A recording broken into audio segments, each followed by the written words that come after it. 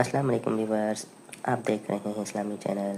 اگر نئے آئے اس چینل پہ تو لازمی سبسکرائب کرنا نہ بھولیے گا اور بیل آئیکن کو لازمی پریس کریں۔ فرماتے ہیں کہ میں مزدور لینے گیا، بغداد کے چوک میں مزدور بیٹھے ہوتے تھے، تو میری ان مزدوروں میں سے ایک نوجوان بچے پہ نظر پڑی۔ بڑا کمزور سا وجود تھا لیکن چہرے پر عبادت کا نشان تھا، ماتھا بتاتا تھا کہ نماز کا بڑا خیال رکھتا ہے۔ میں اس کے قریب گیا، چہرے بھی بڑا کچھ بتاتے ہیں نا، چہروں میں بھی بڑی رانائی ہوتی ہے۔ فرماتے ہیں میں قریب گیا، میں نے اس کو کہا بیٹے مزدوری کرو گے؟ تو کہنے لگا مزدوروں میں بیٹھا ہوں تو حضور مزدوری کے لیے ہی تو بیٹھا ہوں۔ تو میں نے کہا کہ چلو پھر۔ کہنے لگا نہیں میری کچھ شرطیں۔ میں نے کہا بتاؤ؟ کہنے لگا پہلی شرط یہ ہے کہ لوگ 4 دینار دیہاڑی لیتے ہیں، میں 3 دینار لوں گا۔ میں نے کہا یار بھائی تو بڑی بہترین ہے، باقی بھی اس طرح کی رکھ لے۔ اس نے کہا حضور دوسری شرط یہ ہے کہ میں آپ کی مکمل بات مانوں گا لیکن جب اذان ہو جائے گی پھر آپ کی نہیں سنوں گا۔ تیسری بات اس نے یہ کی کہ حضور میں آپ کے گھر میں کام کروں گا پر آپ کے کسی سوال کا جواب نہیں دوں گا۔ کہتے میں نے کہا یار تو بڑا عجیب ہے، شرطیں تو مالکوں کی ہوتی ہیں۔ کہنے لگا جی بہرحال میں شرطیں لگا کے جاتا ہوں۔ فرماتے میں اسے گھر لے آیا، کام میں نے اس کو بتایا تو جو کام مزدور سارے دن میں کرتا ہے نا اس نے 2 گھنٹے میں کر دیا۔ ہمارے مزدور سگریٹ پینے میں بھی تو آدھا گھنٹہ لگاتے ہیں، وہ چائے پینے جائیں تو پونا گھنٹہ وہاں۔ ان کو بھی تو دیانتداری کرنی چاہیے کہ نہیں کرنی چاہیے؟ معاہدہ کیا ہے نا جی تو پورا اترنا چاہیے نا۔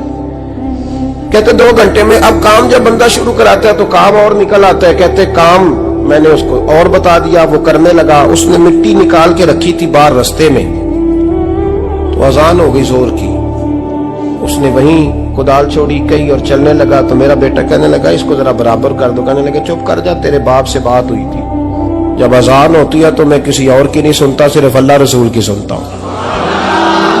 کہتے مسجد چلا گیا، نماز پڑھ کے آئے تو دوپہر کا وقت تھا۔ میری بیوی کہنے لگی اس کو کھانا کھا لے۔ کہتے ہم نے کہا کھانا کھا لو، تو کہنے لگا میں نے روزہ رکھا ہوں، رمضان بھی نہیں تھا، نفلی روزہ رکھا ہوں۔ فرماتے ہیں شام ہوئی، میں نے 3 دینار دیے تو میں نے کہا تیرا نام کیا ہے؟ کہنے لگا میں نے آپ سے کہا تھا میں کسی سوال کا جواب نہیں دوں گا۔ کہتے وہ چلا گیا۔ اگلے دن میں پھر لینے گیا اسے، کام کچھ اور نکل آئے تو لوگوں نے بتایا وہ صرف ہفتے والے دن آتا ہے۔ میں نے کہا کیوں؟ کہنے لگے جی وہ کہتا ہے میرا ہفتے کا خرچہ 3 دینار ہے، جب 3 دینار کما لیتا ہوں تو باقی سارا ٹائم اللہ رسول کی ذکر میں گزار دیا کرتا ہوں۔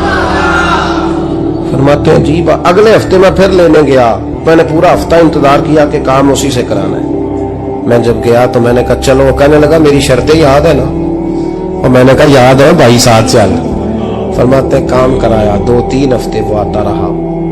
ایک ہفتے میں گیا تو لوگوں نے کہا حضور آج نہیں آیا، کیوں؟ کہنے لگے بیمار ہو گئے۔ کہاں گھر ہے؟ کہنے لگے بغداد کے قبرستان کے پیچھے جو کچی آبادی ہے اس میں رہتا ہے۔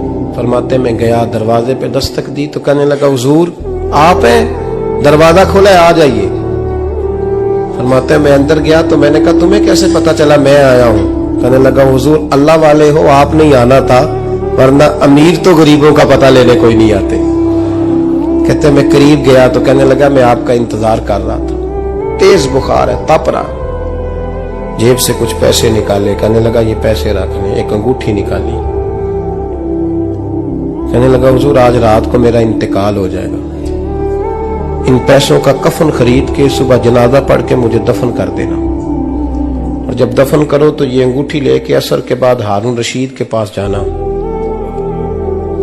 آپ اسے کہنا میں نے ملنا ہے پر وہ آپ کو ٹائم نہیں دے گا، آپ اس کو آواز دیجئے گا کہ تیری ایک امانت ہے میرے پاس، پھر وہ آپ سے ملے گا تو انگوٹھی دے دیں، پھر آپ میری طرف سے فارغ ہیں۔ حضرت فرمانے لگے تیرا نام؟ اور کہنے لگا حضور وقت تھوڑا ہے، آج رات میں نے جانا ہے، بڑی لمبی معافی مانگنی ہے رب کریم سے، اگر مناسب سمجھے تو مجھے اپنے رب سے تنہائی کر دے دیں۔ فرماتے ہیں میں آ گیا اور اس کی باتوں نے مجھے ساری رات سونے نہیں دیا۔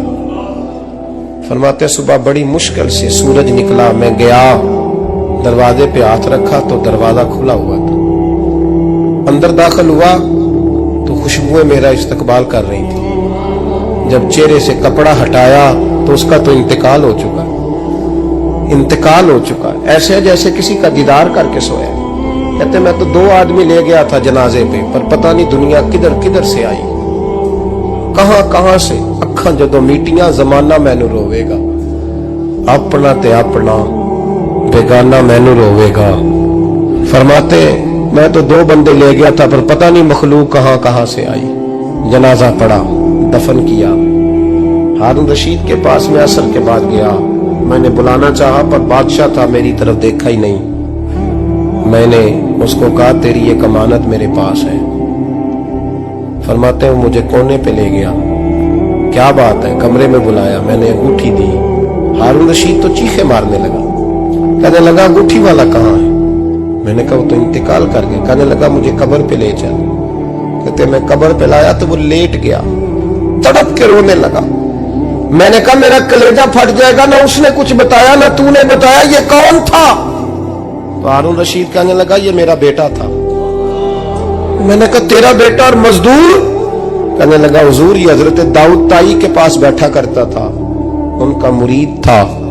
मुझे रोज कहता था अब्बा तूने बड़ी दुनिया इकट्ठी कर ली है, मरते वक्त तुझसे टांगे समेटी नहीं जाएंगी, इतना हिसाब नहीं तू दे सकेगा। मैं इसको समझा देता, इसकी अम्मा समझा देती। ये रोज हमें कहता छोड़ दो, आ जाओ अल्लाह रसूल की बारगाह में झुक जाए। हम समझ। एक दिन ये चला गया, कहने लगा फिर तुम्हारा रास्ता और है और मेरा रास्ता और है। ये सोने की अंगूठी गलती से इसके पास रह गई, गलती से हीरे की अंगूठी चली गई। कहने लगा देखो मेरे बेटे ने आज वो भी वापस कर दी है। फिर तड़प के कहने लगा हारून रशीद था तो ये मेरा बेटा, पर मेरा मुर्शद निकला, मेरा पीर निकला। भाई जिंदगी तो बड़ी थोड़ी है ना। बाबा साहब ने कहा था उठ फरीदा सुते आ, और दाढ़ी आ गया पूर, अग्गा नेड़े आ गया, पिछा रह गया दूर। उठ फरीदा सुते आ, खलकत वेखन जा, मते कोई मिल जाई बख्शिया ते तू ही बख्शिया जा। उठ फरीदा सुते आ, झाड़ू दे मसीत, तू सुते रब जागदा, तेरी डाडे नाल परीत। मेरा रब हमें भी अपनी बारगाह में कबूल